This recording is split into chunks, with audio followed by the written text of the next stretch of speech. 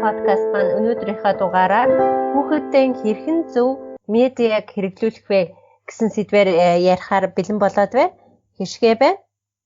Сайн байцгаана уу? Урангой байна. Сайн байцгаана уу? Анхаа байна. За өнөөдрийн сэдв болохоор хүүхдийн медиа хэрэглээ гэсэн сэдв байгаа. За ямар ч хэсэн сэдв рүү орохынхаа өмнө гişиг ихч маань одоо өмнө нэг сонирхолтой юм ярьдаг шүү дээ. Тэрнээсээ сонирхолооч. За би нэг хідэн хөгжилтэй гэхээсээ илүү мэдээлэл өгөхөөр тийм хідэн fun fact-д олж авсан байгаа. Түүний нэг нь болохоор зэрэг одоо Америк дахь гэр бүл саллалтын хамгийн том шалтгаануудын нэг нь Facebook юм байна. Facebook. Тэгээд дараагийн нэг мэдээлэл болохоор зэрэг хэрэв сошиал медиагийн компаниудыг нэгэн тусгаар тогтносон улс гэж үзэх юм бол Facebook хамгийн их хүн амтай усаар цооцогддог юм байна. Тэгээд дараа нь Хятад, тэгээд энэтхэг орохоор тэгээд Google Plus болохоор зэрэг 693 сая хүн амтайгаар тэгээд дараа нь Twitter 554 сая тэгээд тавт нь Америк 332 сая хүн амтайгаар гэж орох юм байна. Ингэж хүн амын одоо уус гэж үзэх юм бол ингэж игнэт цагсаад гарч ирэх юм байна. За баярлалаа шигтээ. Эхлээд одоо сэдв рүүгээ орохынхаа өмнө ингэж бодож байна л да нөгөө медиа хэрэглээ гэж ярихаар яг хүн болгон бол мэдж байгаа. Гэхдээ ер нь медиа хэрэглээ юу юм тэрэн дотор одоо юу орж болохын гэдгийг би товчхон дурдъя гэж бодож байна. За медиа хэрэглээг бол уламжлалт буюу одоо орчин үеийн гэж хоёр ерөөдөө хувааж болж байгаа байхгүй юу? За уламжлалт медиа гэхээр одоо телевиз гэдэг ч юм уу, сонин сэтгүүл, FM радио гэх одоо арай нөгөө өмнөх үеийн медиа хэрэглээнүүдийг бол уламжлалт гэх юм. За орчин үеийнх нь болохоор мэдээж сошиал медиа орно. За сошиал медиад бол одоо бидний хамгийн сайн мэддэг Facebook гэдэг YouTube гэдэг ч юм уу иймэрхүү одоо сошиал медианууд ордог байх нэ. За ер нь нэг юм судалгаа байсан л да монголчуудын 81% сошиал медиа хэрэглэж байна гэд. Тэгээд миний хувьд бол маш юм хөөх гээд гайхмаар тийм судалгаа санагдсан. 81% гэдэг чинь маш их тоо шүү дээ, тий? Тийм байдгийн байна. Тэгэнгүүт сурагч одоо 10 жилийн сурагчдын 71% нь болохоор ер нь гар утас хэрэгэлдэг гэсэн мөртлөө тэрэн дотор 54.6% нь одоо смартфон хэрэгэлдэг гэсэн судалгаа гарч ирсэн. Тэгэхээр яг бага ангийн хүүхдүүдийг нөгөө смартфон хэрэглэж болохгүй гэсэн юу гарсан болохоор бага ангийн хүүхдүүд бол нэг смартфон хэрэглэдэг байх. Тэрнээс биш их ер нь сурагчдын маань 50% нь бол смартфон хэрэглэдэг байна. Тэгээ смартфон хэрэглэн гэхээр яг мэдээ сошиал медиаг бол тодорхой хэмжээнд ашиглаж байна гэсэн үг байгаа. За ер нь бол медианууд бол ерөөд ийм юм байх нь байна. За тэгвэл одоо ер нь давуу болон сул талын тухай ярих уу? За би болохоор товчгоо яриул яг нөгөө сул талыг нь яг хүмүүс их ярьдаг гэсэн надад бол давуу тал бол байгаа гэж боддог. Нөгөө мэдээж байгаа л да. Тэгээд давуу тал нь юу гэхээр одоо ч нөгөө хүмүүс ч одоо ингээл зурагтаар тийм ингээл цагийн нэвтрүүлэг үзэл тэдээс тийм нэвтрүүлэг гарна гэл одоо хэрэгтэй мэдээлэл авах гал тэгээд суугаад эсвэл нэг ингээл сонин сэтгүүл захиалчаал нөгөө шинэ хэвлэл нэрэл мэдээгээ уншаал ингээд суухаас илүү нөгөө смарт утаснаас одоо бүхэл төрөллийн мэдээлэл те бүхэл одоо ажлуудаа амжуулдаг болчихсон учраас заавал одоо хүүхдүүд бол нөгөө маш хурдан хугацаанд хэрэгтэй зүйлсээ олж авах те эсвэл хэрэгтэй зүйлсээ ингээд амжуулах ажлуудаа хийх тиймэрхүү тал дээр нь бол даваа талтай гэж бодож байгаа. Тэгээ бас нэг орчин үеийг хөл нийлүүлнэ гэж бодож байгаа байхгүй юу? Ингээл одоо яг смартфон бүх юмыг ингээл хаачаал байхаас илүү тодорхой хэмжээнд зөв байдлаар ашиглах юм бол энэ нөгөө цаг үетэйг хөл нийлүүлэх цаашлаад одоо орчин үеийн техниктэй харьцаа сураад явчихна гэсэн үг байхгүй юу? Давуу талын. За яг сул тал нь гэх юм бол товчондоо нөгөө тэр зүүн сошиал медиа чинь нөгөө одоо донтолт маягийн юмнууд их гардаг штэ. За одоо донтолтууд байж болно. Эсвэл нөгөө нэг одоо смарт утасны тоглоомонд донтох ч юм уу те. Тиймэрхүү одоо донтолт донтол талын зүйлсийг л би жоохон сул тал гэж хараад байгаа. Тэгээд бас нөгөө одоо эрүүл мэндийн талаасаа нүдний хараа муудах ч юм уу те. Тэгээд нөгөө анхаарал төвлөрөлт жоохон муутай олох. Тэгээд одоо хит их нөгөө нэг бэлэн ингээ мэдээлэлүүд хүлээж аваад ирэхээр нөгөө нэг сэтгэн бодох ч юм уу те ихийг ингээ ургуулсан бодох тал дээр жоохон бага насны тэр зэмээ жоохон бага насны хүүхдүүд тул тийм юу жоох удаашралтай боллоод идэг гэж магадгүй гэсэн ийм хувийн бодолтой байгаа. За миний хувьд болохоор бас яг давуу тал нь бол орчин үетэйгээ хөл нийлүүлэх боломжтой гэж би бас хардаг. Яг тэгэхээр бүр ор тас хайчих юм бол ор тас ингээд бүр хориглох юм бол хүүхдтэй. Тийм бол бас үеийн хүүхдүүдээс ингээд мэдээлэлээс хоцрох байхгүй юу те. Жишээлх юм бол одоо ингэж тийм сүүлийн үеийн хүүхдүүд ер нь айгүй YouTube-үүдээд хэл сураад байгаа гэл те. Бараг л сүүлийн үеийн орчин үеийн хүүхдүүд чинь нөгөө өнгө энтрээ хэлэхдээ дандаа англиар ер нь монголоор мэддэг, англиар бас мэддэг юм болчиход байгаа шүү дээ. Гэтэл тэрийг нь бүр ингээ ор тас хаагаад хязгаарлаад үзүүлэхгүй байх юм бол бас тэр талаар мэдлэг нь арай жаахан хожимдож сурдаг ч юм уу. Нэг тиймэрхүү байж болзошгүй байх гэж би бол бодож байгаа. Тэгээд сөрөг тал гэх юм бол зөндөө олон зүйлсийг бас дурдж болж юм л доо. Ялгаа зүйл хоёр талтай тий. Тэгэхээр би яг энэ тал дээр болохоор тэгвэл сошиал медиа гэдэг зүйл чинь хүүхдийн зам байдалд яг яаж нөлөөлд юм бэ гэдэг талаар нэг хэдэн мэдээлэл олж авснаа хуваалцъя гэж бодож байна. За. Өсвөр насны хүүхдүүд ер нь аюу тийм нэг ойлгомжгүй ирдэг те. Өсвөр насны бид нар шилжилтийн нас гэдэг чинь тийм шилжилтийн нас яг бид надад ч гэсэндээ тохиолдож исэн тийм туулаад өнгөрсөн нас байгаа даа учраас тэгээ би энэ дээр болохоор өсвөр насны хүүхдүүд ийм амар хямралтай тийм үедээ сэтгэл готролд орох эсвэл бол түгших тийм сэтгэл зүйн өөрчлөлт тулгардаг шүү дээ тий. Тэгээд яг энэ үедээ өөрийгөө тайвшруулах тэр одоо арга барил хэлбэр нь цахим орчин болчиход байгаа юм байна. Тийм байна яг одоогийн байдлаар. Тэгээд тийм баг тий. Энэ дээр нэмэгдээд нөгөө гэр бүлийнхэн ар гэрийнхэн нь хүүхдтэй анхаарал халамж бага тавьдгаас болоод хүүхэд нөгөө өөртөө өөрийгөө тайвшруулж байгаа, өөртөө зарцуулж байгаа тэр анхаарал хандуулж байгаа тэр байдал нь нөгөө зөвхөн хэрэглэл болчиход байгаа юм байна л да. Яг үнэн. Тэгэхээр тийм баг тий. Тийм. Цахим орчинд ингээл хамаг цагаа өнгөрөөгөөл энэ байнгын уцаа шагаагаад энэ байнгын хүүхдтэй чатлал мессенжертэй дэн ч юм уу те. Хэрвээ яг ийм байгаад байгаа өсвөр насны хүүхэдтэй ээж үүд аавууд гэр бүлийнхэн байгаа бол тэр хүүхдийн цаана ямар нэгэн тийм нийгмийн асуудал байна гэж л үздэм байна л да. Тэгээд зам байдал болон нөгөө бие махбодынхоо хувьд өөрчлөлтүүдийг хүүхдүүд аягүйх мэдэрдэг. Өөрчлөлт явагддаг. Одоо цахим хэрэглээг хит их ашигласнасаа болоод тэгээд зам байдлын хувьд болохоор яадаг вэ? Ямар болдог вэ гэхээр амар тийм цочимтгой тэгээд тийм цочир ууртай төрөмгийн аран шинтэй. Тэгээд одоо бид нэр ингэж хэлдэг шүү дээ. Өсвөр насны хүүхдүүдийг ингээл юм хэлэхээр өөдөөс өрөвлөсөд идэг. Тийм. Ургнаал идэг гэсэн. Нүрэн дээр дүрсийгээл явцдаг энэ төргээд идэг шүү дээ. Тэр чинь болохоор тийм одоо нөгөө зам байдлынхаа хувьд илрээд байгаа юм байна л да. Тэр нэг сул талууд нь илрээд байгаа. Сошиал медиа хит их хэрэглээд байгааг юм тийм сул тал нь илрээд идэг. Тэгээд хүний үгийг даах чадваргүй, ганцаардмал гих мэтчлэн тиймэрхүү зам байдлын хувьд тийм зүйлсүүд ажиглагддаг юм байна. Илэрдэг юм байна. Тэгээ хэрвээ энэ нь ингээд бүр даамжрах юм бол тэр хүүхд чинь явандаа угаасаа л нийгэмд гараад одоо нөгөө янз бүрийн харилцаанд орно шүү дээ тий. Тэр харилцаанд нийгмийн харилцаанд нь асуудал үүсч эхэлт юм байна л да. Хэрвээ яг энэ байдал нь удаан үргэлжлэх юм бол бие махбодынхоо хувьд болохоор угсаа ойлгомжтой бид бүгдээр мэддээ шүү дээ. Дэлгэц удаан ширтгэр наандаж л одоо нүдний хараа муудна. Тэгэл шүнжэнгөө орондоо орчвол хүнжил дотроо орчвол утсаа үзэл суугаад байхаар чинь нойргууд минь тий. Тэгээд бараг мэдрэлийн ядаргаанд орно шүү дээ. Мэдрэлийн ядаргаанд орсон шүү дээ зарим нь тий.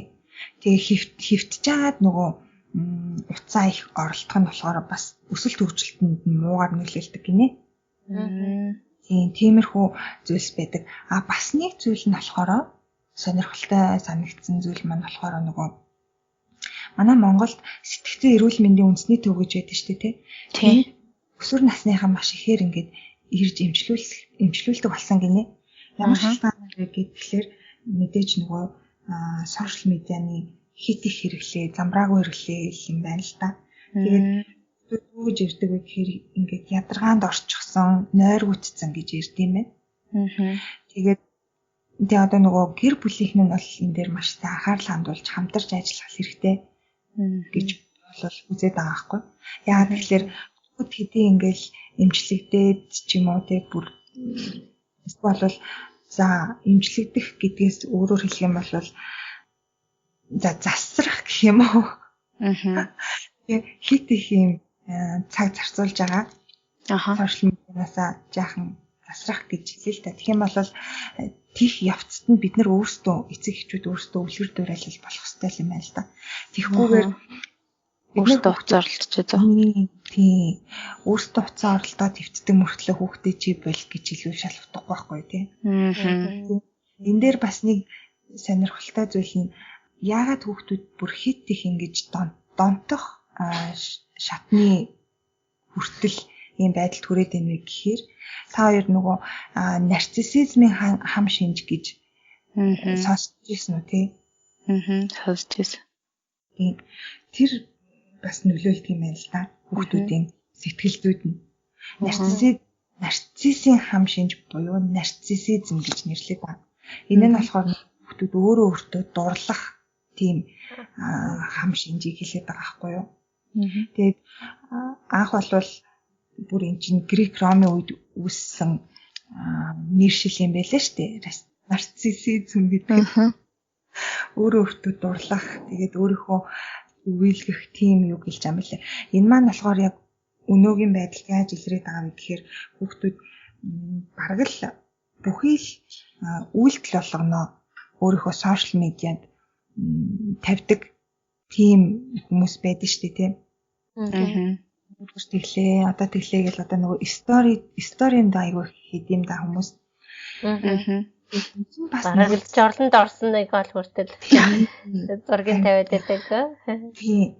Бараг л яг тийгдэг худлаа хэлсэн үнд тэгээд энэ маань болохоор нөгөө яг тэр хам шинж өөртөө дурлах хам шинж байж болцсохгүй байдаг гинэ. Тэр хэрвээ таны хүүхэдтэй өөрийнхөө зургийг хит их аваад селфи дээдэг болвол эсвэл өөрийгөө ингээд баг өдөрт хийсэн бүх зүйлсээ сошиал медианд нэгнгүү тавиад идэг бол энэ маань бас тэр хам шинж байж болцсохгүй байт юм байна. Тэгээд энэ бүр даамжрах юм бол сэтгцийн бас нэг тийм өвчин болж болт юм байна. Тэрнээс бас анхааруулах үүднээс энэ талаар дуртахыг хүслээ гэж. За урангай маань бол ерөнхийдөө бол их олон чухал зүйлүүдийг бол дурдлаа гэж үзлээ тий. Одоо жишээлбэл өөртөө дурлах тийм ээ. Тэгээд орондоо хэтэрхий удаан хөвцснээс болж өсөлтөнд нөлөөлөх. Тэгээд нүдний хар бол угаасаа мэдээж ин хэрэг тийм ээ. Тэгээд анхаа маань бас дурдсан байсан. Яг үнэ анхаарал төвлөрөх чадваргүй болох гэдэг ингээд олон сөрөг нөлөөнүүд байт юм байна. За тэгээд нэмж хэлэхэд бол надад одоо би нэг судалгаа олж авсан эрүүл мэндийн судалгаа. Тэгээд 2006 оноос 2016 онд хийсэн нэг 10 жилийн судалгаа юм байна л да. Тэгээд энэ 10 жилийн судалгаа нь өмнөх 10 жилийн судалгаатайгаа харьцуулж үзсэн юм байна. 1996 оноос 2006 онох хүртэлх судалгаатайгаа эрүүл мэндийн судалгаатай харьцуулж үзсэн чинь хүүхдүүдийн 76% нь хөдөлгөөний сааталтай. Одоо 76-га хувиар илүү тий өмнөх 10 жилээс 76%-аар илүү хөдөлгөөний сааталтай болсон байна. Тэгээд 12%-аар илүү хит их тархалттай болсон байна. 64%-аар илүү хэл ярианы сааталтай болсон байна гэсэн ийм судалгаанууд гарч ирсэн байна. Тэгээд за тэгвэл эрүүл мэндийн хувьд ийм байд юм байна. Тэгвэл одоо сошиал нөлөө ямар муу сөрөг нөлөөнүүд байдаг вэ гэвэл одоо та нар мэдхүү үгүй юу? Одоо англиар болохоор зэрэг cyberbullying гэж ярьдээ. Юу адаг одоо сошиалар хин нэгнийг доромжлох, дээрлэх, дарамтлахыг хэлдэг. Тиймэрхүү үзэгдлүүд бол одоо сошиалд их байт юм байна л да. Тэгээд үүний одоо хүүхдүүдийн 10% нь бол энэ одоо сошиалд дарамтлуулж дээрлэхүүлсэн зүйл бол амссан байт юм байна. Тэгээд хүүхдүүдийн бас 4-6%. Гэхдээ энэ баг ч гэсэн одоо ер нь баг зэрэг олширж байгаа нэг юм болоод happy sleep-ийн буюу одоо орчуулах юм бол баяртайгаар зохиогч гэдэг ч юм уу да. Тэгэхээр зэн зэрэг юу гэсэн үг вэ гэвэл одоо олуула бүлгэлээд нэгнийгээ дээрлэхэж зодох юм уу айсвал эвгүй байдалд оруулахад тэгээ түүнийгээ тэгээд одоо видеогоор бичиж аваад тэгээд сошиалтаа тавих ч гэдэг ч юм уу тийм ээ. Тиймэрхүү ерөөхдөө бол тиймэрхүү эвгүй үйлдэлүүд бол одоо сошиалд тийм гардаг болоод байгаа юм байна. Тэгээд хүүхдүүд маань ч гэсэн энд бол ихээр өртөж эхэлж байгаа юм байна.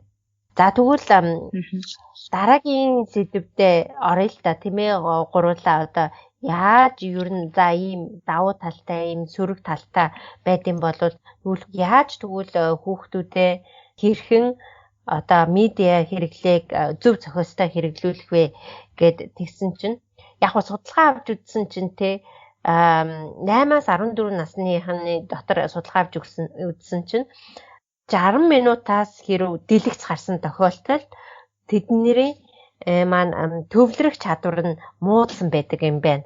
Тэгэхээр зэрэг ер нь бол аль болох 60 минут буюу 1 цагаас илүү болоод хүүхдүүдэд бол дэлгэц харуулахыг хэрэггүй юм байна. За тэгээд зохистой дэлгэцний хэрэглээ гэх юм бол одоо насаар ангилсан байт юм байна л да. Одоо жишээлбэл 3-5 насныг бол аль болох үзүүлэхгүй байх. Тэгээд 4-6 насныханд бол 20-30 минут, 6-аас 9 насныханд 40-45 минут. Тэгээд 10-аас 13 насныханд 60 минут буюу одоо 1 цаг. Тэгээд 13 наснаас хойш бол ерөнхийдөө бол аль болох 1 л цагийг болоод хүүхдүүдтэй дэлгэц харуулах тий зурагтай дэлгэцэн дотор бол зурагт утас гэдэг бүх медиа хэрэглээний дэлгэцийг хэлж байгаа шүү дээ тийм ээ. За тэгээд бас нэг анхаарах зүйл бол одоо би ч гэсэнд харамсалтай хийдэг нэг зүйл юу вэ гэвэл дэлгэцийг тэг хүүхэд асрагчаар одоо орлуулж хийдэг гэдэг юм уу да тийм ээ. Одоо жишээлбэл хоол хийх зураач гэдэг ч юм уу ямар нэгэн гэр цэвэрлэх зурагаас зураг тасаагаад өгчдөг. За ингээд харж байгаараа гэд ингээд өгчдөг. Тэгэхээр тэрийг аль болох зайлсхийх хэрэгтэй гэж. Учир нь гэхгүй болохоор зэрэг хүүхдүүд маань за аав ээж хоёр завгүй болчихлоо тэгвэл би зурагт үзэх хэрэгтэй гэсэн тийм ойлголттой болчтой гэл юм байна л та. Тэгээд дэлгэцийг зөвшөөрөхөөс өмнө бол та хүүхэдтэй тэр өдрөө те ямар нэгэн чанартай цаг гаргасан уу гэдгийг бодох хэрэгтэй юм байна. Жишээлбэл одоо хүүхэдтэй зурагт асааж өгөхөөс өмнө та хүүхэдтэйгээ хамт ном уншсан уу, хүүхэдтэйгээ хамт зураг зурсан уу гэдэг ч юм уу те. Ямар нэгэн чанартай цаг хүүхэдтэйгээ хамт хийснийхаа дараа харин тэр дэлгэцийг зөвшөөрөхийг хичээгээрэй гэж зөвлөсөн байна. За тэгээд яаж хүүхдийн дэлгэцний цагийг хэмжих вэ гэдгээ бас бодож олох хэрэгтэй юм байна л да. Миний хувьд бол нэг бол ийм хоёр арга хэрэгэлдэг. Нэг бол нэг хүүхэлдэйн кинон одоо 20 минут үргэлжилдэг гэдэг. Тэгэхээр зэрэг хоёр хүүхэлдэйн кинон гэхээр зэрэг 40 минут үргэлжилдэг гэдэг хоёр анги. Тэгэхээр зэрэг би за тэгвэл хоёр анги л үзэх эрхтэй гэдэг. Хамгийн дээд нь хоёр анги үзэх эрхтэй гэдэг. Тэгээд унтраагаараа гэж нэг бол хийдэг. Нэг бол манайх болохоор зэрэг ийм элсэн цагтаа байхгүй юу? Элсэн цагтаа яг 30 минут үргэлжилдэг элсэн цагтаа. Тэгээд ингээд элсэн цагаа дуусгаар зэрэг тэгээд зав унтраагаараа гэсэн тийм байдаг. Айлсвал хүмүүс заримдаа яг утсан дээрээ сэрүүлэг тавьчих бас болох юм тийм ээ. За одоо ингээд Манай одоо 30 минут болсны дараа ингээд сэрүүлэг дуурайд ингээд унтраах ёстой ч гэдэг ч юм уу тийм ээ. Ерөнхийдөө бол яаж тэрийг хэмжих вэ? Тэг яаж зохицуулах вэ гэдгийг бодож олсон байх ёстой тийм ээ. Тэгээд дэлгэцийг бас шагнал юм уу эсвэл шийтгэл маягаар бол хэрэглүүлж болохгүй. Ингэснээр хүүхдийн сонирхол улам ихсэж эхэлдэм байна л да. Одоо дэлгэц үзэхээс та зурагт үзэх компьютер тоглох утас хэрэглэх гэсэн юу нь бол улам сонирхол нь улам нэмэгдэх магадлал их байт юм байна. За тэгвэл гуруула юу руу орох вэ те? Ингээд ер нь бол эцэг эхчүүд маань юунд одоо яаж анхаарах ёстой юм болоо гэсэн талаар ярилцах уу тийм ээ. За тэгвэл би юу ч гэсэн өөрийнхөө олж авсан хэдэн дүрмийг хэлчихье. Тэгээд та хоёр бас бодол санаагаа хуваалцаарай за. За би энд нэг олж авсан мэдээлэл бол одоо хүүхдээ зааж өгөх одоо медиа хэрэглэхтэй баримтлах дүрмүүд гэсэн нэг хэдэн дүрмүүд байна. За тэгээд нэгт бол хүүхдтэй ойлгуулах хэрэгтэй нэг юм бол за хаяада миний эцэг гихтэй миний утас, миний компьютер, миний таблет юу ч хэдин те одоо медиа гэсэн хэрэгслүүд юу байдгийг тэднийг бол миний эцэг эхчүүд хаяада орж шалгах эрхтэй гэдгийг ухаарсан байх ёстой юм байна. Одоо жишээлбэл ялангуяа өсвөр насны хүүхдүүдэд тийм янз бүрийн байдаг гэдгийг бол шалгаж үзэхийн тулд эцэг эхчүүд за би сард нэг удаа чи хинтээ ямар хүмүүстэй холбогдож юу бичиж гин гэдгийг чи шалгаж үзээч гэдэг ч юм уу тийм ээ. Тийм эрхтэй гэдгийг ойлгуулсан байх ёстой юм байна. Тэгээд чатаар болон одоо Facebook гэх мэттэй иймэрхүү мессенжерүүд байдаг шүү дээ тийм ээ. Мессенжерүүдээр болон сошиал ертөнцид бол хин нэгнийг муулах, хин нэгнийг доромжлох гэх мэт зүйлсүүдийг бол гаргаж болохгүй тий.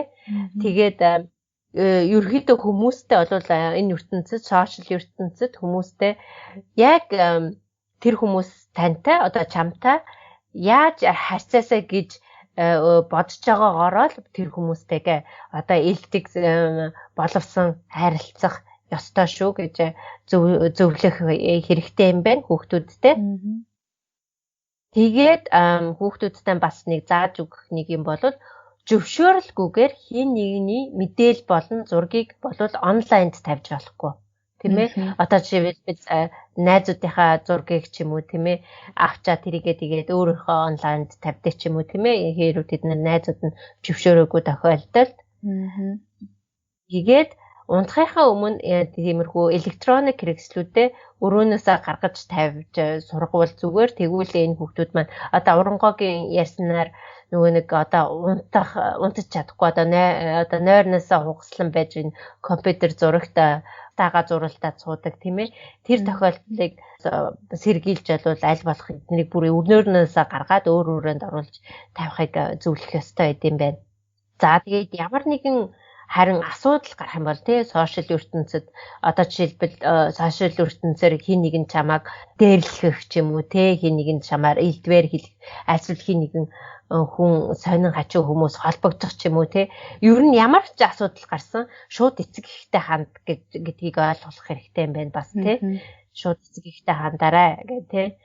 За тэгээд би бас одоо хүүхэд маань эцэг эхийнхээ зөвшөөрсөн цагт л зөвшөөрсөн хугацаагаар дэлгэц харах хэрэгтэй тийм ээ. Одоо насандаа зохироод одоо 13-аас дээс наашны хүүхдүүд гэхтэл за одоо эцэгхэн за 22 цагаас хойш дэлгэц харахгүй шүү гэдэг ч юм уу тийм ээ. Ялангуяа өсвөр насныханд л авдаг энэ асуудлууд их тулгарч байгаа ах гэж бодогдож байна. Тийм. Тэгээ дараагийн бас нэг зүйл бол одоо сошиалар тий одоо онлайн ертөнцөө хин нэгэнтэй танилцсан болвол уулзаж болохгүй. Ердөө зөвхөн онлайнаар таньдаг хүнтэйгээ хизээч уулзаж болохгүй гэсэн дүрмийг барих ёстой тийм ээ. За яг хөө тэгээд хэр уулзалтахаар бол одоо янз бүрийн тийм юунууд байдаг штэ. Тэгэлээ одоо хүмүүсийг одоо хосуудыг хооронд нь холбох тиймэрхүү матчмейкинг сошиалууд явж идэг. Яг хөө тэр тохиолдолд хэрэг олон нийтийн газар тий одоо хин нэгэнтэй танилцахыг хүсэж байгаа бол олон нийтийн газар уулзгаар л тохирох ёстой. Тэгээд тэрийг хэрэг бага насны хүүхдүүд бол тэрийг ялангуяа эцэг гэхтэй хэлэх ёстой тий. Хинтээ хизээ хідэн цагт ямар хүнтэй уулзах гэж байгаа гэдгийг өмнө нь хэлээд яагаад гарах ёстой гэж байна. Тэгээд гудамжинд явж байгаа л та огт танихгүй хүнд та нар бас гэрийнхээ хаяг өөрийнхөө овг нэрийг өгдгүүтэй ижилхэн юунд ч гэсэн сошиалч ч гэсэн тэгж болохгүй юм байна. Ердөө гэрийнхээ хаяг өөрийнхөө хувийн утасны дугаар яг жинхэнэ нэр ус ялангуяа хүүхдүүд болвол тий яг альбом бус одоо зөвхөн тийм сошиалд явж байгаа тохиолдолд бол тэгээд бас өөрийнхөө танигдах тийм зургийг бас тавьж болохгүй. Ердөө одоо яг ингээд зурга тавьж болох боловч яг ингээд нүүрнээс чи ингээд ихц хараад ингээд танигдах тийм зургийг бол хүүхдийн зургийг бол өөртөө тавихыг аль болох зайлсхийх хэрэгтэй гэж зөвлөдөм байна. За тэгээд бас эцэгхийн зөвшөөрлгүйгээр те бас ямар нэгэн сайтад вебсайтууд байдаг шүү дээ те вебсайтууд одоо та утасаа үлдээнүү та юугаа үлдээнүү ч гэдэг ч юм уу тийм ээ мэйл хайгаа үлдээнүү гэсэн тэгсэн тохиолдолд эцэг эхтэйгээ ярилцаад би энд өгч болох уу гэдгээс зөвшөөрлөө авсныхаа дараа л өгөрөө гэсэн тийм юм дүрмийг гаргах ёстой юм байна. Тэгээд бас өөрөө бүтээгээгүй те зураг, видео, хөгжим гэх мэт одоо ойны өмчийн талаарх тийм юмнууд байдаг шүү дээ те. Тэрийг бол өөрөө бүтээгээгүй болвол тийм хүний ойны өмчийг хулгаасан тийм зүйлийг бол онлайнд тавьж болохгүй гэдгийг анхааруулах ёстой юм байна. Тэгээд бас ямар нэгэн мөнгө нэхэгдсэн веб хуудсууд те интернет захуудад те оролцож болохгүй. Эцэгхийн зөвшөөрлгүйгээр худалдаа хийж болохгүй те онлайн худалдаа хийж болохгүй гэсэн иймэрхүү олол айгүй олон төрмөд байд юм байна. Тэгээд Германд ийм шийдвэр 2012 онд нэг юм шийдвэр гарсан юм байна. Хэрв эцэг эхчүүд хүүхдүүдтэй энэ талаар те ойлгуулаагүй ярьж өгөөгүй ингээд дүрм ингэж гаргаж өгөөгүй тохиолдолд бол эцэг эхчүүд өөрсдөө хариуцлагыг нь хүлээнэ гэж хуулиараа заасан юм байна л да 2012 онд харин эцэг эхчүүд өөрсдөө тий хилцээ ингээд одоо бид нэр ийм юм дүрм гаргасан гэсэн тохиолдолд өсвөр насных нь маань ямар нэгэн хэрэг хийдэг ч юм уу тий одоо онлайн хэрэг хин нэгнийг хуульгтай ч юм уу эсвэл хин нэгнийг доромжлох эсвэл хин нэгний оюуны өмчийг хулгаасан ч гэдэг ч юм уу тийм ээ янз бүрийн тийм онлайн гэмт хэрэг хийсэн тохиолдолд бол хүүхдүүд бол ерөнхийдөө өөрсдөө яг хэдэн наснаас өсвөр үеийнх нь бол 13 14 наснаас бол юуг хариуцлага өрөөд явна. Хэрэг тэгээгүй тохиолдолд бол эцэг эхүүд нь хариуцлага өргөд юм байна. Бид нэр өөрсдөө бас юу ийм дүрм зохиовол айгу зүгээр юм шиг санагдлаа.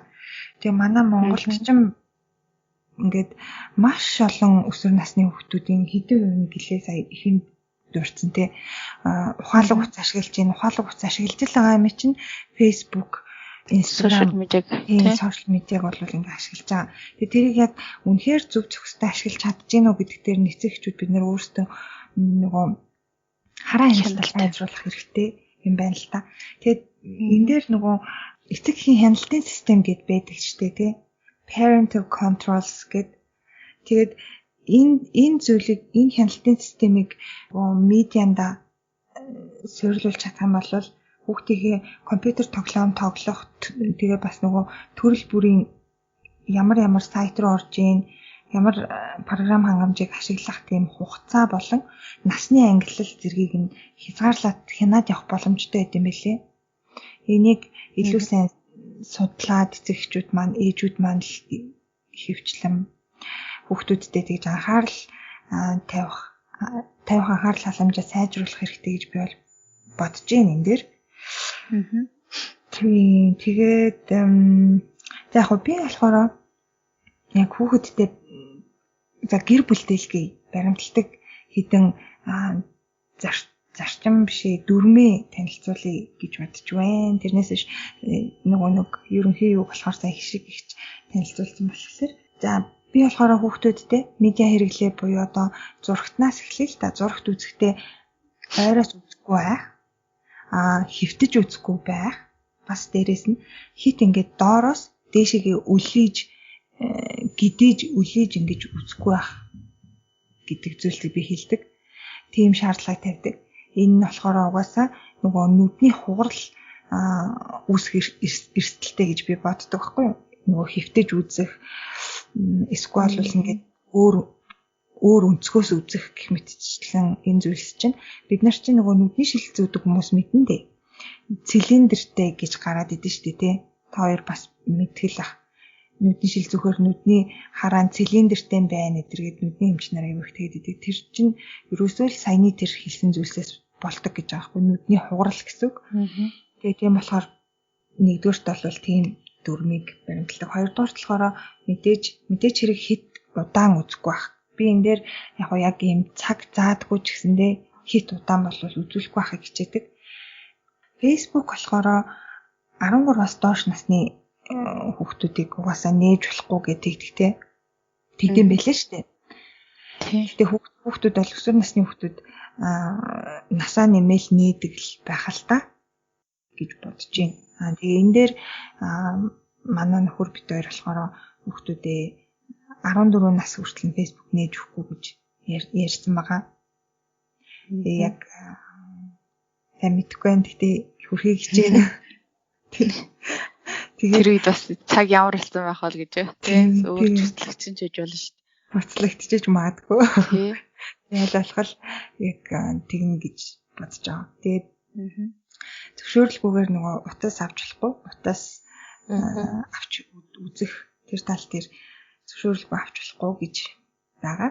Тэгээд хамгийн зөвлөх нь болохоор сая нэг орондоо орохдоо утсаа авч орох морох гэд нэг тэр талаар ярьсан юм аа. Тэрэн дээр би гинэт сая саналаа л та. Манай дүү яг өсвөр насны хүүхдэлтэй. Нөхөр манай дүү бит 3 болохоор гэртээ нэг тийм дүрм зохиосон байхгүй юу? Тэр нь юу вэ гэхээр 0 орохдоо бас орондоо орохдоо орой унтахтаа утсаа авч орохгүй. Ашиг их чин дээр нөгөө нэг бүх ийм хэрэгслүүдээ өөр өрөөнд оруулж тавих гэж ярьжсэн тий. Тэгээ би тэд болохоор яг өөр өрөөнд оруулж тавих гэж яг яриаггүй. Гэхдээ 0 орохдоо утсаа аваад орчихоор амар удаан суудаг тий. Тэгэхээр утсаа надад удаан суугаалын. Орондоо орохдоо утсаа бас манайхан айгүй их авч ордог байхгүй юу. Тэгээд утсаа аваад оронгууд хүүхдүүд маань ингээ хажуунаас нь утас үзэх гээд ингээ байгаад идэг. Тэгэнгүүт нь яг ийм дүрмийг зохиосон юм би. Тэгээд 0 орохдоо болон орондоо орохдоо ерөөсөө утсаа авч орохгүй. Бүгдээрээ энэ ширээн дээрээ тавиад ордог. Тийм дүрмийг цогоод хэрвээ энийгээ зөрчих юм бол гэсэн бас нэг тийм шийтгэлтэй. Тэр нь жахан энэ бол чанга учраас хинч зөрчихгүй мэл басаа. Нэг иймэрхүү дүрм гэртээ зохиож байгаа юм бол амар санагдсан. Айгу үр дүнтэй санагдсан. Тэрнээс биш манай дүүчин болохоор айгу их уцаараа оролцдог байсан. Тэгээд яг энэ дүрмийг зохиосноос хойш орондоо уцаа авч орохгүй, 0 уцаа авч орохгүй болохоор айгу айтайхан санагдсан. Надад л үр дүнгээ өгсөн. За би болохоор өөрийнхөө би ч нөгөө жоохон хүүхдтэй юм чинь яг өсвөр насны хүүхдүүдийн юм дээр бол нэмэх сэдв бол байхгүй. Зүгээр өөрийнхөө хувьд яаж гэртээ хүүхдүүдтэй медиа хэрэглээг хязгаарладаг вэ гэхээр манайх нөгөө одоо жишээнд утсыг бол ингээд ер нь бол өгдөггүй. Оролдох ямар нэг дур мэдэж оролдох тийм юм байдаг нөгөө код хийсэн байдаг болохоор тэгээд яг зургт үзүүлдэг. Уг нь аль тэгтээ дүрмтэй юм л да. Ингээд өдөрт үзэхтэй бол нэг 30 минут үзэн те эсвэл нэг бүтэн хүүхэлтэй кино үзэж болно гэж дөрөв гаргатын уг нь. Гэвч яадаг гэхээр яг тэр дүрмээ маш сайн сахидаг л да. Тэгээ яадаг гэхээр ингээд бусад үед нь бас зурагт одоо ингээд нөгөө гэртээ хамт байхаар зурагт ингээд одоо би заримдаа юм үзэж явахд бол хажууд хараад байдаг ч юм уу. Эсвэл эмээ өвөнөр ингээд кино үздэг штэ. Тэнгүүт нь хажууд нь суугаад бас оролцоод хараад байдаг ч юм. Тиймэрхүү тохиолдлоор бол үзээд цагаасаа бол хитэрч байгаа байхгүй юу. Тэгээд саяхан нэг маргаан болсон яасан гэхээр ингээд бочоод зурагт үзээд сууж ийсэн. Тэгээ яг нэг тийм онц юм үзэг тэгснэ арай усан чи би зургт үзэх өнөөдөр огон зургт үзэхээр төлөвсөн байсан үзээгүй ба штэ гэд. Үгүй түрүү үзээгүй мүү гэсэн чи тэр чинь болол яг төлөвлөгөөнд орсон зургт үзэлт биш гэдэг байгаа байхгүй. Тэгээд төлөвлөгөөнд орсон зургт үзэлт нь юу вэ гэхээр одоо YouTube-с ч юм уу эсвэл одоо видео сангаас ч юм уу те өөрийнхөө хүссэн юм за гэл ингээл уг нь бол уцаараа ингээ сэрүүлэг тавил үздэг юм л да. За би үзэж эхэллээ гэл яг нэг тэр цагтаа үзсэн болохоор яг төлөвлөгөөд үзэлт гэж байгаа байхгүй юу? Тэрнээс бусдаар булгаагаар харсан ч юм уу те хальт үзсэн тэднийг болохоор оруулахгүй байгаа. Тэгээд харин одоо саяхан тэрийг анхаарч за одоо ямар ч байсан үзсэн л бол үзсэн тэрийг ч одоо төлөвлөгөөт биш үзэлтийг гэсэн тооцсон шүү гэж ярьчил байж байгаа. Тэгээд зурагтыг бол тэгэж хяндаг. Тэгээд би болохоор одоо сүүлийн үед ингэсэлтэй нөгөө тоглоом тоглохыг зөвшөөрсөн. Юу видео тоглоом гэдэг лөө. Тэгээд ийм нөгөө эрэгтэй хүүхэд одоо нөгөө тоглоом хүрсэн болохоор тийм юм айгүйх сонирхолтой байгаад байдаг. Тэгээд тэрийг нь болохоор би яг зөвшөөрөөд тэгээд өөрөө ингээд нөгөө ямар нэг тоглоом тоглохыг зөвшөөрсөн байхгүй юу. Тэгээд тэрийг нь ингээд цаг өгөөд одоо 30 минут тоглох. Өдөр болгон биш л те. Тийм 30 минут тоглох ирэх өгсөн байгаа. Тэр нь бол нэг тийм юм болохгүй тоглоом биш. Насанд нь бол тохирсон тоглоом гэж бодож байгаа. Тэгэхгүй болохоор одоо үеийнх нь хүмүүс ч айгүйх тийм ингээл тоглоом тоглолтой. Тэг нөгөө өөрөө ч гэсэн бид нар ч гэсэн ингээл багтаа Sega тоглоом ч юм уу тиймэрхүү юмд айгүй хоббитэйсэн шүү дээ. Ингээл гой санагдал идэс тийм учраас өөрөө тэгж бод нэг амар хориглохгүйгээр ер нь тодорхой хэмжээгээр тоглуулах хэрэгтэй байх гэж одоо тоглуулж эхэлж байгаа. Тэгээд зурагт үздэг. Зурагтаар бол хөвчлэн хүүхэлдэйн кино юм эсвэл нэг хаяа YouTube-с одоо гадны хүүхэлдэйн кинонууд байдаг штеп. Тиймэрхүү үздэг. Тэгээд би тэрийг нь ерөөхдөө хянцдаг байхгүй одоо юу үзснийг нь үз дуусныхан дараа юу үзснийг нь ямар хүүхдээ үзснийг нь хянцдаг. Тэгэхээр яг нөгөө уцаа ингээл чөлөөд өгчөөлдөл нөгөө өрөөнд оруулаад ч юм хайдггүй өөрөө байх хянжаадаг болохоор бас харцангуй янз бүрийн юм үзэх яа чухал гэж санаа зовхон арай бага байдаг.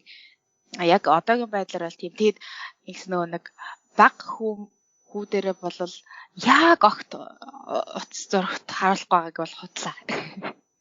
Тэгэд тэгтээ бол яг ингээл нэг зурагт харуулаад суулгаад байхгүй л дээ. Тэгтээ нэг би нэг төр ингээд нэг айгуу чухал юм хийх хэрэгтэй болоод ч юм уу те. Тэр үед нь бол нэг 2 дуу сонсгоно. Яг нэг 2 байх сонсдог 2 дуу байдаг те. Тэрийг нэг хаяа сонсгоно. Тэгээд хаяа болол нэг бас зурагтаар хөөхөлтэй тавьж үзэн. Тэгтээ манай хүү одоохондоо жоохон болохоор нэг тэрэнд саатдгөө. Тэгээд бас хэцүү юм.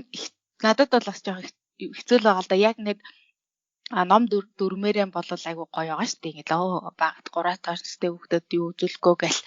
Тэнгүүд яг дөрмөн дээр тийм боловч яг бодит амьдрал дээр бас энэ чинь хэцүү шүү дээ. Ихэнх хүмүүс одоо хүүхдгээ ойлгохна байдаг бол нэг найлаараа дэрэх ч юм уу те. Эсвэл нэг яг нэг юм хэсгээ нэг юм чухал юм хиймээр байдаг. Нөгөө хүүхд маань иржил ээжийг ингээд хорхоогоод байвал тэр үед нэг аргалах хэрэгтэй болчдөг учраас аль болох их урт удаан хугацаагаар биш те. Нэг юм маш бага хугацаагаар бол үзүүлэхээс өөр аргагүй байгаа. Тэрийг бол тэгжэлэн тэгээд ер нь бол яг миний бодож байгаа хамгийн чухал юм нь болохоор нөгөө яг юм одоо медиа хэрэглээ ч юм уу сошиал хэрэглээ энэ дээр болохоор эцэг эхийн зүгээс жоохон нөгөө нэг дарга гэдгийг жоохон илэрхийлж хэрэгтэй юм шиг байгаа тий.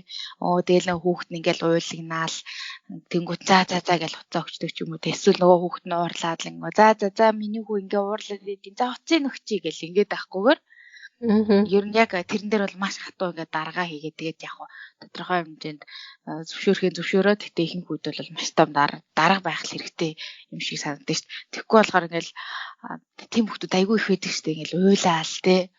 Тэгэл ээж мэжигээ цохиж аваад дөнгөд нөгөө хүүхд ээж нь за ингэдэгэн штэ гээл юм өгч байгаа жишээ нэ те. Тиймэрхүү байгаад байдаг учраас тэн дээр бол айгүй тийм хатуу ширүү байр суурьтай байх хэрэгтэй байх л гэж бодчих. Энээр нэг юм хоёр асуучих уу? Нөгөө хүмүүс ингэж хооллох үедээ хүүхэд нь хоолоо идэхгүй байвал ч юм уу нөгөө хутас үзүүлдэг штэ. Тэр тал дээр одоо чинь хоолны газруудад ингээд солонгост айгүйх үзэгддэг байхгүй юу? Хоолны газарт ингээд ээж нь ингээ хоёр хүүхэдтэйгээ аав ээж хоёр ингээ дөрүүлээ ороо хоол идлээ гэж бодоход аав ээж нь яриад хоолоо идчих хооронд хүүхдүүд ингээ уцаа ороод хараа сууж идэг.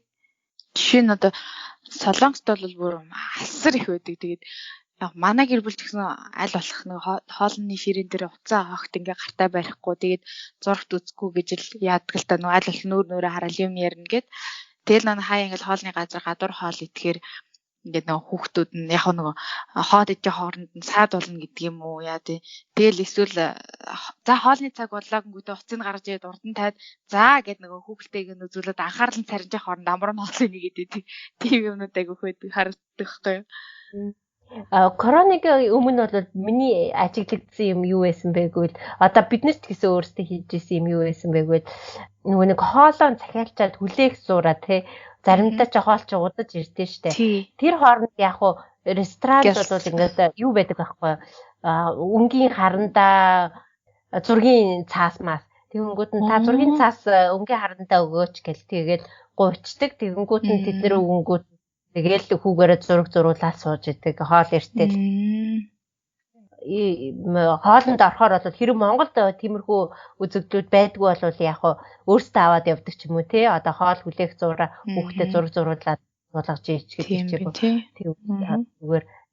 Тэр энд бол байнгын үзэгдэл болохоор ресторанд очиод асуучдаг байхгүй асуугаа та өнгийн харандаа юу өгөөч гэл зургийн цаас өгөөч гэдэг зүгээр юм байна те. Тэгэхгүй болохоор нөгөө хүлээж авах цаад хүүхдүүд ч хүлээж ядаад идэг байхгүй ингээл хийх байх маалж идэг. Тэр үед нь тэгэл уцаа өгөхийн хооронд нэрээ гэх тийм үү өөртөө яг аваад явсан ч болох юм байна те. Хэсэг ингээд тийм анхаарлын саналаа жоох юм хийлгээд. За тэгвэл хэдүүлээ сая хүүхдийн цахим ертөнцид баримтлах дүрмүүдийн талаар болон эцэг эхийн хараа хяналт анхаарах зүйлс донтолтоо сэргийлэх мэтчилэн зүйлсийн талаар ярилцлаа. Тэгээд дараагийн сэдв рүүгээ орцгоё гэж бодож байна. Бидний дараагийн ярилцах байгаа сэдв маань болохоор бас маш их сонирхолтой. За миний ажигласнаар бол Монголд ялангуяа их анзаарэгддэг зүйлсийн талаар ярилцах болно. Тэр маань сошиал медиа эмч мөн үү гэсэн сэдвээр бид ярилцах байгаа. Тэгэхээр би энэ дээр болохоор ингээд нэг Монголын хамгийн л баг олон гишүүнтэй ээжүүдийн группээс нэг тийм орж үзээ. Зүгээр наадхан жишээ болгож би орж үзсэн байхгүй. Тэгээд тэрэн дээр болохоор нэг ингэсэн юмнууд байгаа. За 4 настай хүүхдэд өгөх дархлаа сайн дэмждэг, хоолны дуршил нэмэгдүүлдэг ямар сайн витамин байна вэ? Санал болгоорой гэж байна. За тэгсэн чи энэний би комментуудыг үзсэн байхгүй. Тэгсэн чи энэ 7 коммент байсныг 5 нь болохоор өөрсдийнхөө ажилтдаг гэх юм уу сүлжээний одоо тийм зүйлүүдээ санал болгосон байгаа. 7 комментний 5 нь шүү. Яг өөртөө туршиж үзсэн хэсэг нь бас эргэлзээтэй байгаа. Тийм.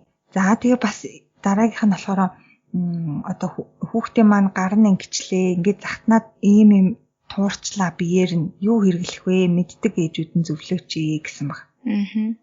За гих мэтчлээ. Дараагийнх нь болохоор хүүхний толгой хагарсан байна, ямар тос төрөх вэ гэдэг ч юм уу тий. Тэгээ манай одоо тэдэн сартай хүүхдийн ханаа төрсэн юм шиг байна. Юу хэрэгжилж байна энэ ханаа яг тийм байгаад байна тийм. Энэ зөвхөн зөвхөн наад захын жишээнүүд зүгээр л ээжүүдийн тийм групп руу ороод үзэхэд тийм иймэрхүү зүйлс маш их байгаа байхгүй. За тэгээ энийг хараад айгу би миний хувьд бол энэ дээр шүүмжлэлтэй ханддаг байхгүй. Гэхдээ би өөрөө ч гэсэндээ ингэж ийсэн. Ингэж бичиж асууж яг сандарсан тулгамдсан үедээ яг юу хийх юм мэдэхгүй байгаа үедээ би ч гэсэндээ тэгж асууж ингэж ийсэн.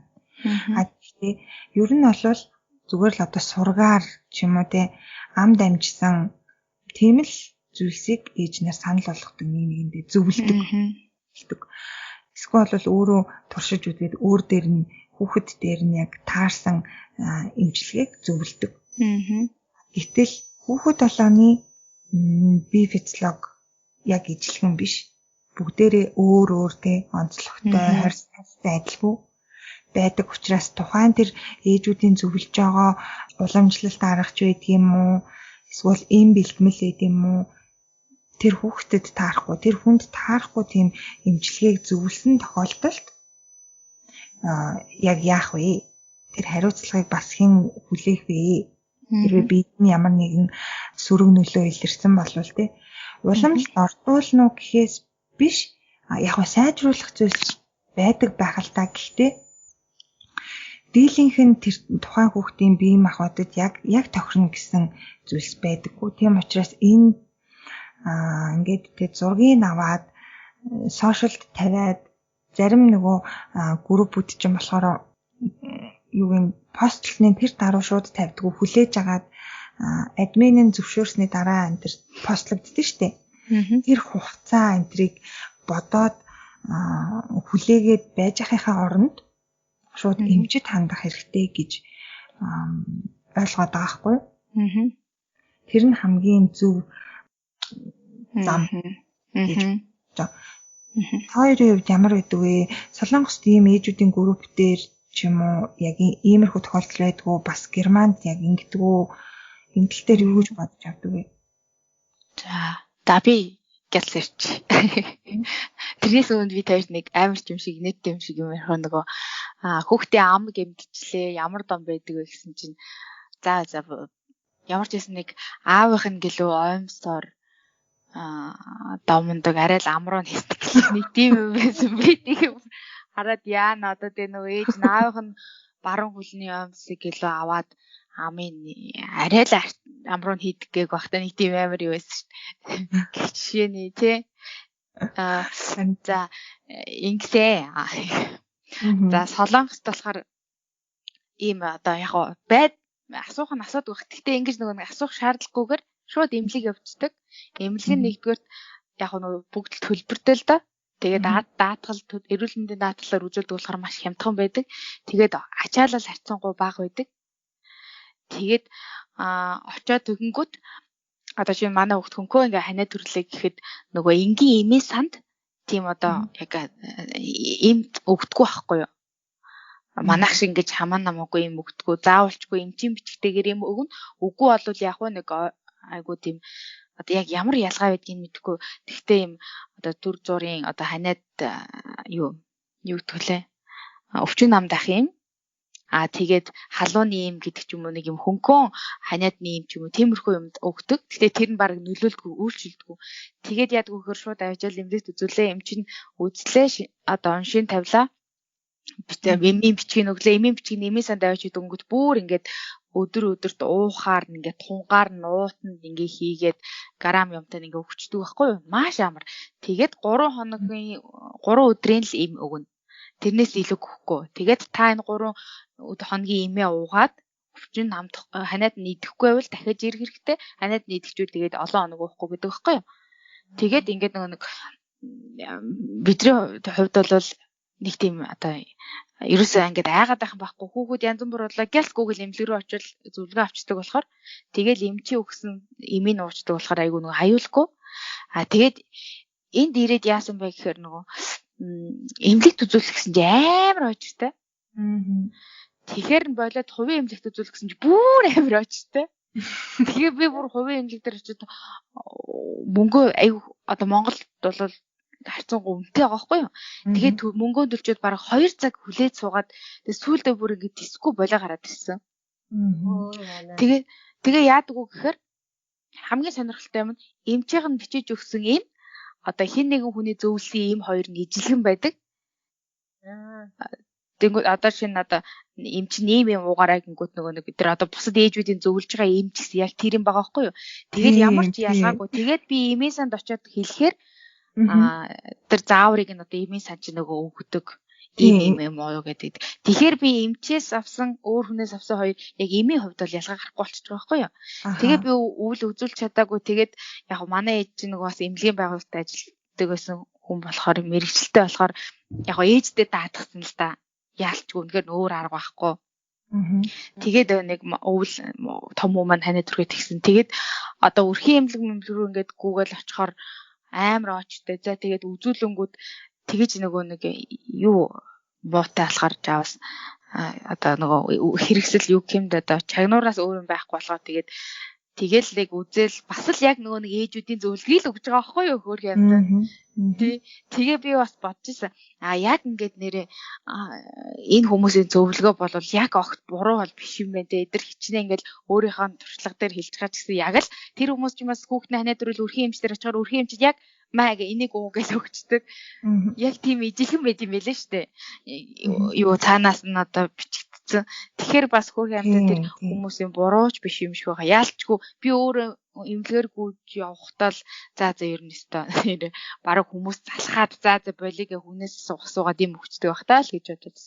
Уг нь бол мэдээж эмнэлгийг бараад ийм мэрэгжлийн үнэ зөвлөгөө авах нь хамгийн зөв ч гэсэн Монголын нөхцөл байдалд бол бас хэцүү л юм бэлээ.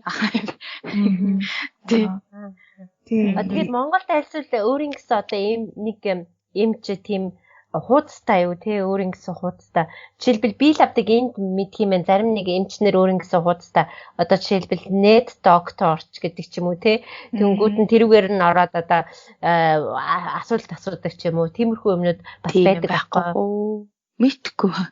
Би одоогоор яг нэг юу жоохон нэртэй эмчнэр байдаг штэ. Тийм. Олон хүмүүс мэддэг хүүхдийн сайн эмч ч юм уу нэг хідэн тийм эмчнэр бол гэхдээ байдаг. Би нэрээ дахиад нэг юм хэлчих үү. За. Бас нэг айгүй хэцүү санагдсан юм нь тэр эмч нь энэ эмийг уу гэсэн гингүүд нөгөө эмч нь яах гэж тэр эмийг уугаад байгаа наадах чинь болохгүй гэдсэн. Би нөгөө хүүхд маань дөнгөж ялах дөрснээ дараа нөгөө хяналтанд ордог шүү дээ. Тэгсэн чинь эмч маань нэг юм хөхн ингээд жоохон хүүхдний сүү ордог шүү дээ. Нэг сүүтэй юм шиг болдог шүү дээ. Тийм болсон чинь өрхийн эмч нь энэ тосыг дүрх гээд тэгээ би маргааш нь мэрэгчлээ нөгөө няраа эмчэд очиж үзүүлсэн чи юу яриад байгаа яах гэж юм дүрхээд байгаа ингээд ямар юм тийсэн ингээд ингэнгүүт би бүр амар юм сонирн байдалд орчих واخгүй. Би одоо өрхийн эмчтэй итгэх үү, няраа эмчтэй итгэх үү? Хэрвээ одоо манай өрхийн эмчийн буруу байсан бол би дараагийн удаа тэр эмчээс зөвлөгөө авахаасаа бас нөгөө ингээд итгэл үнэмшил төрөхгүй гэд. Яг тийм тохиолдол гэхдээ яг байд юм аа. Зөндөө илбэг байдیں۔ Тэгэхээр бараг нөгөө онлайнаас асууж байгаа олон туршлагатай ээжээс бараг ялгаагүй болчихж байгаа байхгүй. Нөгөө нэг жор мэдхгүй юмчээс зовлон үтсэн чавганц дээр гэдэг шиг. Тэр бол яг Монгол тохирсон байгаа байхгүй. Тохирсон ч байх уу нөхцөл байдалд нь таарсан.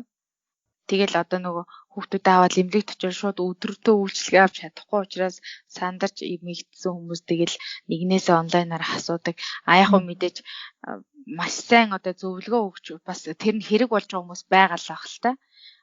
Тэрний хажуугаар одоо нөгөө хит их жоохон харанхуудуу ч юм уу нэг тийм одоо тэр оймсор домнитг шиг тиймэрхүү юмнууд байгаад идэг учраас бас тэрийг сайн нягтлж яах хэрэгтэй.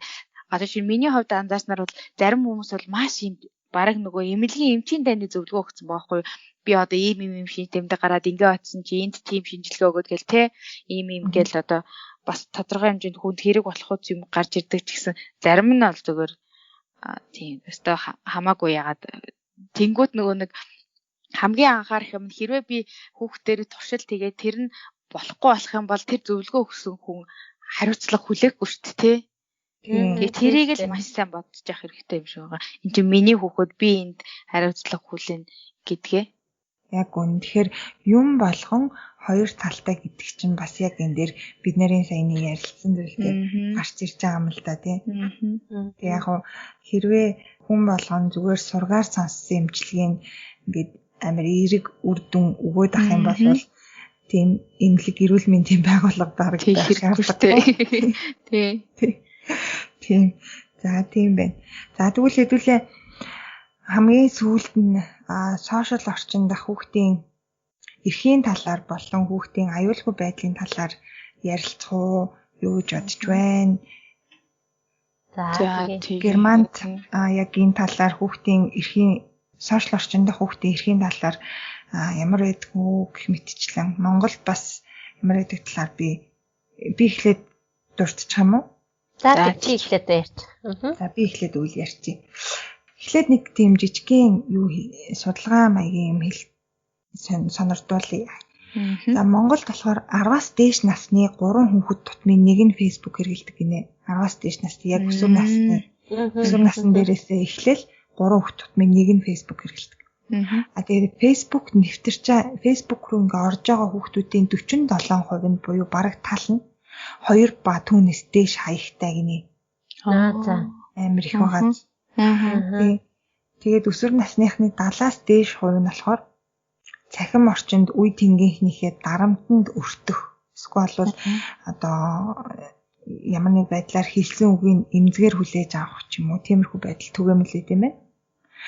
Тэгэхээр бас нэг юу нь болохоор 4 хүүхэд тутмын нэг нь интернет хэрэглээний эрх авахын тулд гэр бүлийн хувийн мэдээлэл өгөхөд бэлэн байдаг гинэ. За. Энд чинь нөгөө нэг цахим мэдээллийн аюулгүй байдалтай шууд холбоотой байгаа. Хүүхдүүд тэгэхээр ямар учрыг мэдэхгүйгээр шууд л бүр хувийн мэдээлэл хүртэл өгөхөд бэлэн байдаг гэж байна.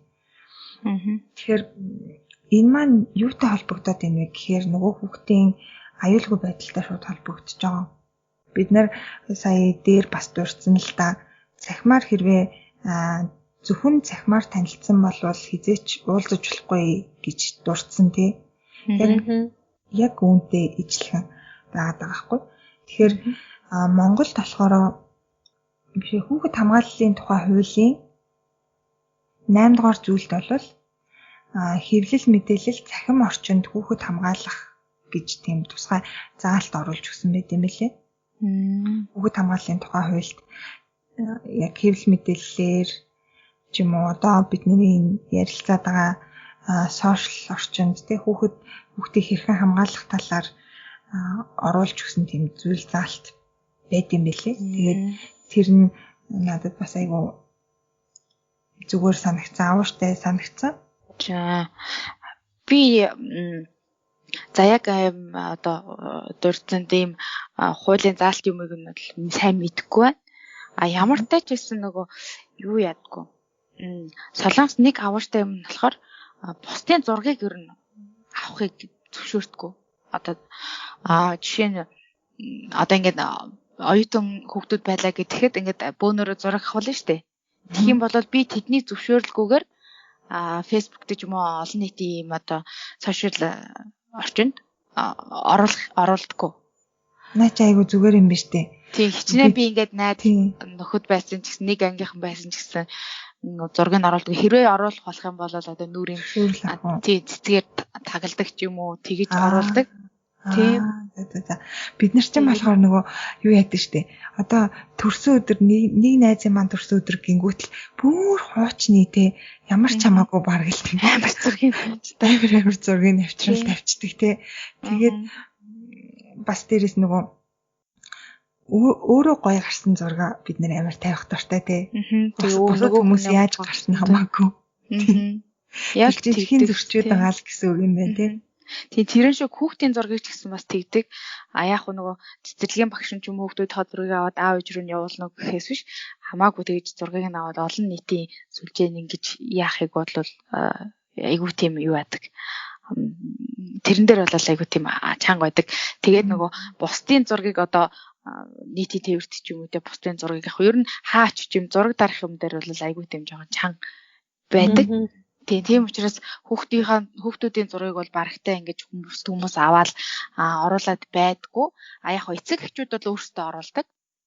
Хүүхдийнхаа зургийг. Тэгтээ мэдээж одоо нөгөө юу штэ нүцгэн ч юм уу те тиймэрхүү зургийг одоо юм бол оруулдаггүй. Энэ нь болохоор нөгөө Монголтой харьцуулахад бол айгүй өөр байгаа байхгүй. Монголд чинь ингээл одоо би нэг удаа харж байсан их сургуулийн багш нь хичээлээ зааж байгаа багшийнхаа ширээн дээрээс ангийнхаа хүүхдүүдийг оруулаад зураг аваад тэгээд өөрийнхөө фэйсбүүкт одоо оруулж байсан байхгүй юу. Тэгээд надад л их сонинд байсан багш нь өөрийнхөө зургийг авч болох ч гэсэн харталтан дээр сууж байгаа үедээ зургийг яагаад авчиж байгаа бэ гэж боддог. Тиймэрхүү юм одоо ингээл хүүхдүүдийн зургийг аваад энэстэй хөөргөн хүүхдтэй байна гээл тэгээд шууд годомжинд явж байгаа хүний хүүхдийн зургийг аваад өстэй эвдүүтээ ингээ оруулдаг ч юм уу. Ядаж юм нүрийг хаасан юм тиймэрхүү юм байхгүй. Эсвэл ингээл хүүхдээстэй хөөрдөм гэл ингээд доогоороо нүцгэн энэ хүүхдүүдийнхээ зургийг оруулаа ичдэг. Тий энэ талд энийг бол яг ер нь бол нөгөө нэг хүүхдээ чинь одоо тэр зөвшөөрөл авах хэрэгтэй шүү дээ. Хэрвээ тэр хүүхдийн зургийг авах гэж байгаа бол тэгээд нөгөө хүүхэд маань өөрөө бие тааж зөвшөөрөл өгөх чадвар юугүй болохоор тэрийг нь дайламжуулаад эцэгчүүд найжил зургийг аваад ингээл олон нийтэд яагаад байдгийг бол би жоохон буруулах таа гэж бодсон шүү дээ. Тэгээд бас нөгөө талаасаа нөгөө хүүхдийнхаа зургийг оруулахдаа одоо сая 9 сарын 1-нд бол яг мэдгэлээ штэ манай хүүхэд тэрдгээр сургуульд орлоо ч юм уу ингээд сургуулийн гаргацсан бараг л тэр ангид орлоо тэгээд хэдэн цагт ороод хэдэн цагт тарж гэн гэж бараг оруулах нь холгүй оруулаад байдаг. Энэ маань яг эргээд яг үгүй нөгөө аюулгүй байдлыг зөвшөөрч байгаа байхгүй яаж мэддэм бэ нэг муу санаатай хүн тэрийг нь харчаад тэр цагийг тааруулаад очиод ингээд тэгээ явуу ээж нь тэгс юм аа тэрний авах гэсэн юм аа гэж хэлхийг ч үгүйсэхгүй шүү дээ. Ер нь бол тийм ч бас энэ аюулгүй байдлаас нь бас бодож явах хэрэгтэй. За миний хувьд бол ер нь хүүхдийн зургийг оруулдаг. Гэхдээ би ингэдэг байхгүй нөгөө Facebook найзуудаа аль болох ингээд нөгөө айгу олон биш. Зөвхөн ингээд танилын хүрээний хэмжээнд найзуудаа аваад тэгээд яг хаа заримдаа хүүхдүүдийнхээ зургийг оруулт юм аа. Нүрийн заримдаа гаргачихдээ тэгээд өөрөө дотроо юу гэж боддог вэ гэхээр годомжинд яваад нэг яг дандаа таньдаг хүмүүстэй болохоор зүгээр нэг тийм яах гайг бах уу гэж бодоод заримдаа зургийг нь оруулчихдаг штэ. Тэгтээ бол ил байнга оруулаад байдаг л те. Тэгтээ бүр огт оруулдгүй хүний хажууд бол оруулдгөө. Оруулдгөө гэдэг гимсэн баяртай хийж яах.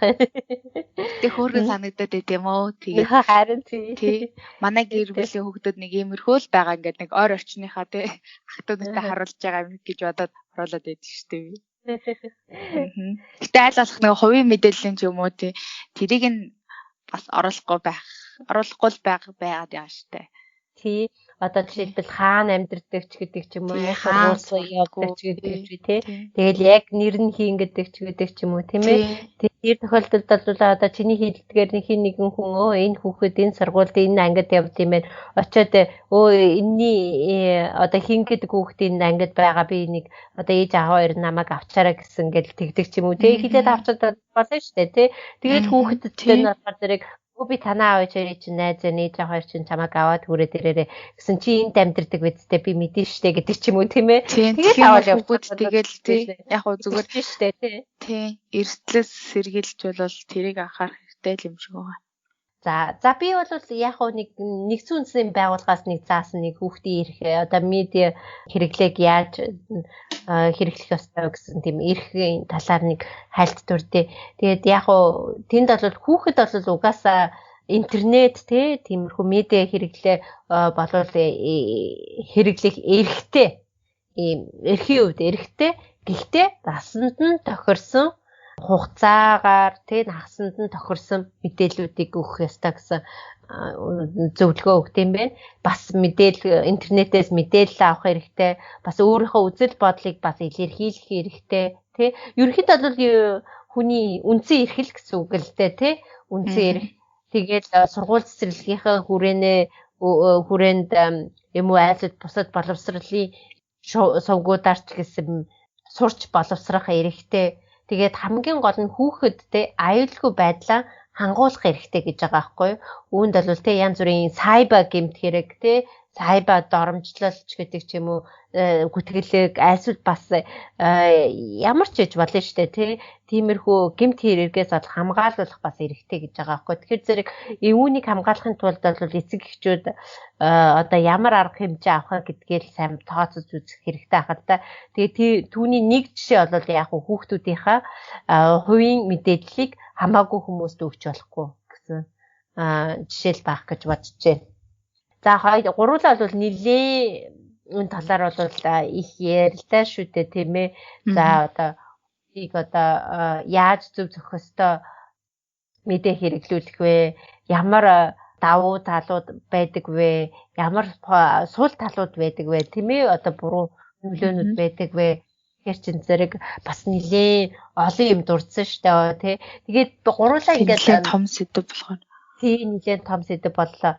Тэгээд бодох нь бол интернет бол аюултай газар. Ер нь бол ерөнхийдөө нэг ой дотор одоо жүнгэл одоо юу гэдэг лээ ширэнгэн ой гэж л үзэх ёстой байна тий. Яг хаана юу явж байгаагаа, яаж явж байгаагаа сайн бодож, сайн мэдж хэрэглэж явахгүй бол болохгүй юм байна гэдгийг бол би энэ зүйлээс ухаарсан. Та хоёр юу гэж боддсон бэ? Та хоёрт одоо төгсгөлнө гэж хэлэх юм бол одоо гурлаа ингээд төгсгий. Би ч гэсэн ингэж бодсон л та. Яг одоо ч нэг цаг үе маань бас харьцангуй өөрчлөгдөд байгаа байхгүй юу? Тэгэнгүүт одоо ингээл тэгээ хаста орчин үеийн болчлаа болохгүй хуучин үе бол гоё эсэ гэхээс бол нэгэнт өнгөрцөө.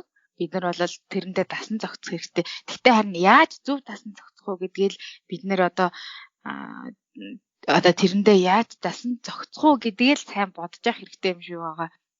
Ингээл одоо жишээ сошиал медиа бол яалтчгүй ингээд маш их хүчээ авцсан те. Одоо мэдээж огт сошиал медиаг бол бид нар ч одоо холбогдохтой хүртэл ингээл байнга л тэр зүйлээр холбогдож байгаа учраас бидний амьдралын салшгүй нэг хэсэг болчихж байгаа байхгүй.